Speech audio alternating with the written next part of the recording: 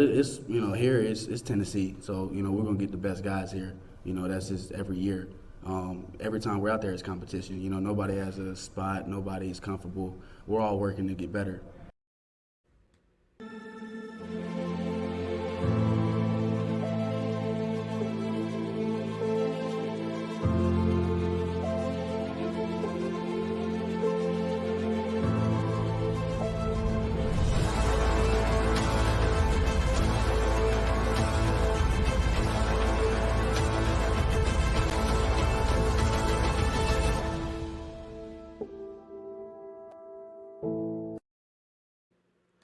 Welcome to the Talkin' Vols Network. My name is Boogie Bentley. Wanted to take a minute here, make a video, talk a little bit about recruiting. Tennessee wrapped up the spring game on Saturday, and it was a huge weekend of recruiting.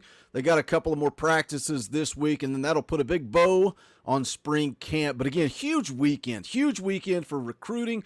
Obviously, we know the big names, and I'm going to get into one of those here in just a moment.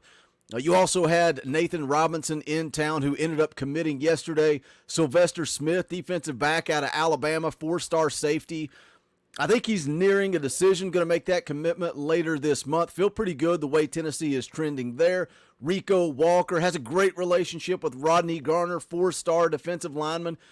Just a number of guys. The level of talent that Tennessee is in on for this class of 23 is impressive. And when Josh Heupel was hired, the narrative coming out was that he's a lazy recruiter. He can't recruit. They use the numbers at Central Florida to try to validate this narrative that Josh Heupel can't recruit. And just look at the difference in the class of 22 and already in the class of 23. And I've said it for the last 12 months, that Josh Heupel and this coaching staff, for me, get a pass for the class of 22. The NCAA investigation, everything that was going on, the circumstances of the timing of when Jeremy Pruitt was fired, but also Phil Fulmer forced out. So you had to get an athletic director, and the time that it took to get Josh Heupel hired, to get his staff put together. That class of 22 still ended up ranked 18th nationally, 8th in the SEC. I know that's not good enough to get it done, but based on the circumstances, I think it's pretty dang impressive. But again, the focus now shifts to the class of 23. Obviously, the momentum coming off of Nico's commitment, and then he returns to campus this weekend for the visit, and he is on the recruiting trail himself. And one of those targets is a guy that I want to talk about, and that is Carnell Tate, one of the top wide receivers in the country. He's 6'2", 278 pounds, out of Chicago, Illinois. He is a 5-star. Some people say actually he could be the best wide receiver in the country. I did a recruiting profile on him just a few days ago. If you didn't see that, go back and check it out. But I want to talk about where he is trending with Tennessee after this visit this past weekend. But before we get going, as always, do me a favor, go ahead and smash that like button just below the video. It is quick, it is free, it is easy. We're playing the game. We're playing the game together. Work those analytics of YouTube. Just hit that little thumbs up. If you're new to the Talkin' Vols Network, you're wondering what this is, who are we? We're not experts. We're not insiders. We are fans just like you. For the fans, by the fans. If you dig what we do, make sure you subscribe. Click that bell for notifications. You won't miss out when we go live or when we drop a video. I'll be live later tonight, 6:30 p.m. Eastern Time, NCAA 2013 on the Xbox 360. Come hang out. We'll talk Vol football and play some video games. But let's go ahead and get into it. This is an article from on3.com. Really like On3. I'm a VolQuest guy. Love Brent Hubbs. Love Austin Price, the crew over there. On3 is so much better than Rivals. I love On3, new recruiting site, not been around that long, but let's get into it, take a look at it. On3 recruiting prediction machine.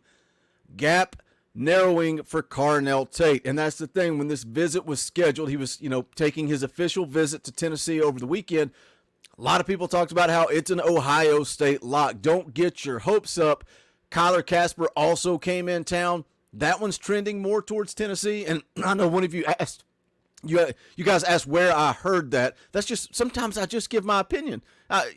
We all have opinions. I think Kyler Casper is trending towards Tennessee. Did not feel that good about Carnell Tate. But let's go and let's read this article and see where he's trending after the weekend.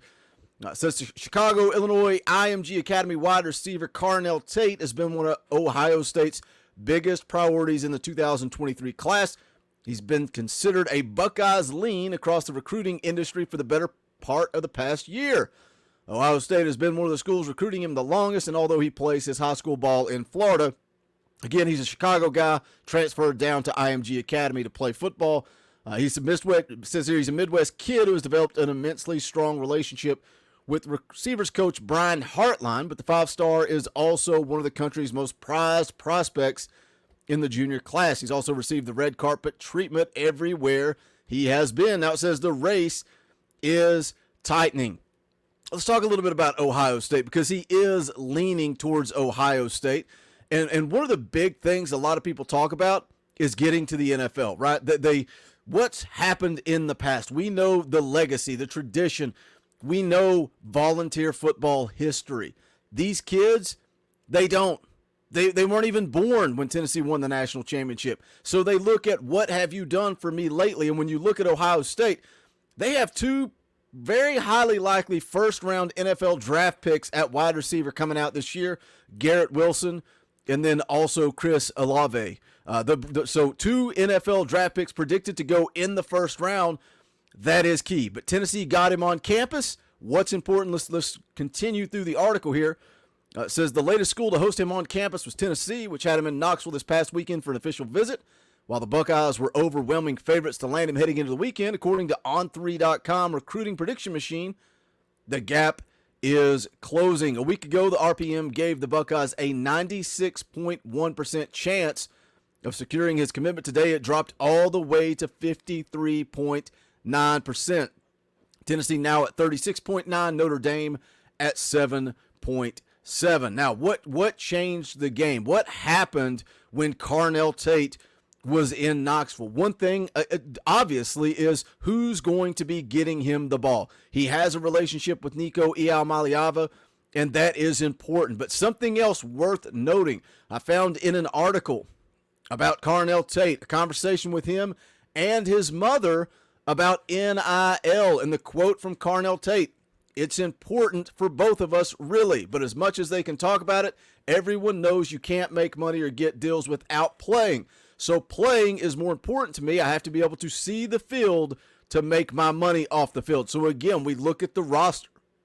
Where would Carnell Tate have an opportunity to go and start immediately? I think things are trending in the right direction for Tennessee. I know there's still a long way to go. I'm not by any means predicting Carnell Tate to Tennessee, but they won the visit. They won the visit this past weekend.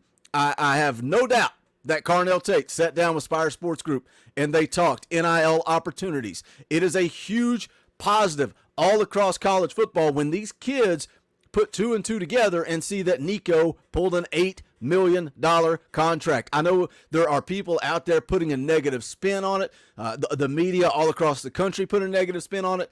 I don't care. All that matters is Tennessee football, and that is a good thing when kids see Nico pulling an $8 million contract. The article goes on to say here, the Buckeyes and Fighting Irish have hosted him the most of any schools. Tate has taken more than a dozen trips to those two combined, but he's now visited Tennessee 3 times since November, and this weekend was a massive one for the Vols. In addition to Tate, 5-star quarterback Nico Maliava was on campus.